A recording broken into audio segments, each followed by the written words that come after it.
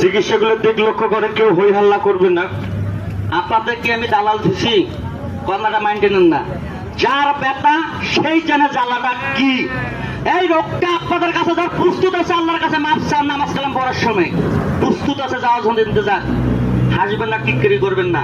আর আজকে সাইড পেয়ে ছেলে পেলে না হাসতেছে, তার গেলে একদিন ওনার মতন কিন্তু হবে।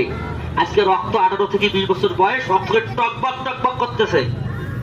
আবার 2-3টা বাইট করুক, তারপর বুঝবে রক্ত চালাটা কি। কথাটা মাইন্ডে নিয়েন না। ডাক্তার কি আছে, যার বাতা সে বোঝে কি মর্ম। টিটকারি করেন, হ্যাঁ